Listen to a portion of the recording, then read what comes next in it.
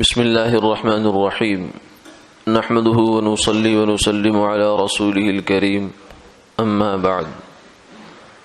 عن عمر بن الخطاب رضي الله تعالى عنه قال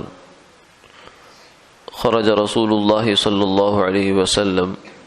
فمر بقوم من الأنصار يضحكون ويلعبون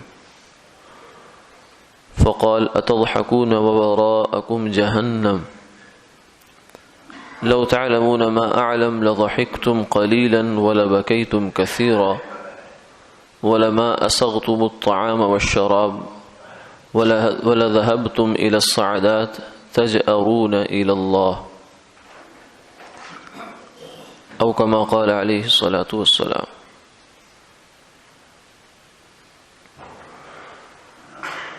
حضرت عمر بن خطاب رضی اللہ تعالی عنہ سے مروی ہے کہ رسول اللہ صلی اللہ علیہ وسلم ایک دفعہ باہر تشریف لائے تو انصار کی ایک جماعت پر گزر ہوا جو ہنس رہے تھے اور کھیل رہے تھے، تو آپ نے ان سے فرمایا کہ تم ہنستے ہو حالانکہ تمہارے پیچھے جہنم ہے، اگر تمہیں وہ معلوم ہو جائے جو مجھے معلوم ہے تو تم بہت کم ہنسو اور زیادہ رویا کرو، اور نہ تمہیں کھانا اچھا لگے نہ پینا اچھا لگے، اور تم جنگلوں کو نکل جاؤ اللہ سے گڑ گڑاتے ہوئے۔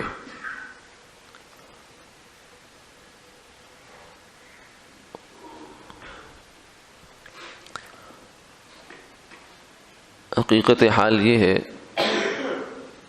کہ جہنم کا عذاب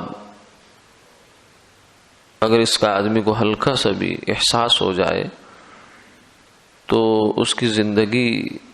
ویسی نہیں رہے گی جیسی پہلے ہے۔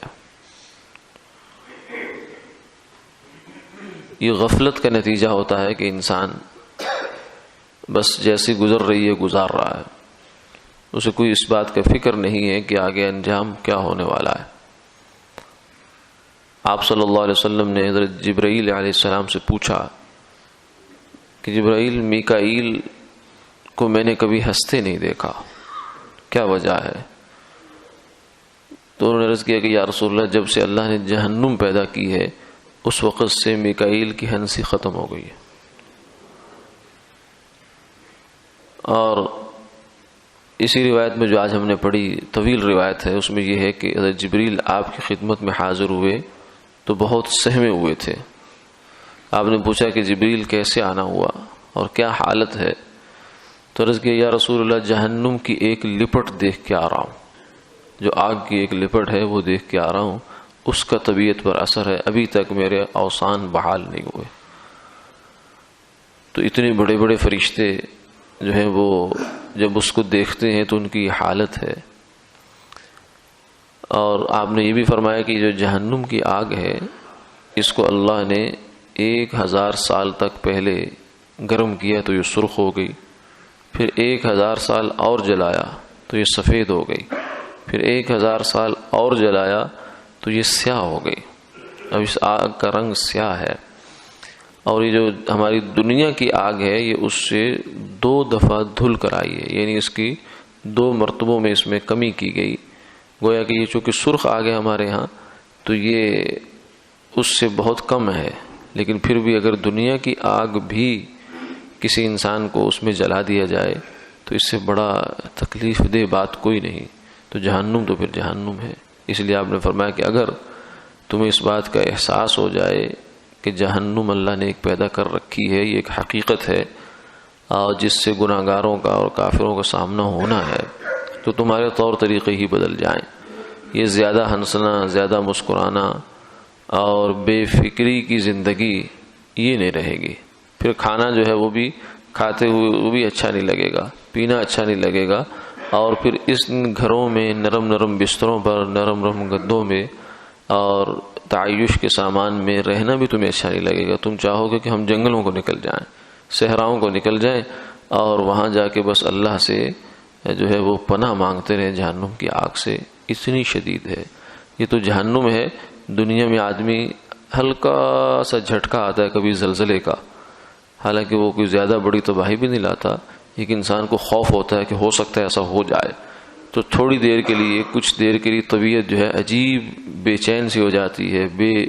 رغبتی سی ہو جاتی ہے، ہر چیز میں خوف اور ڈر بیٹھ جاتا ہے۔ تو جن آنکھوں نے خود جہنم دیکھی ہے ان کا کیا حال ہوگا۔ آپ صلی اللہ علیہ وسلم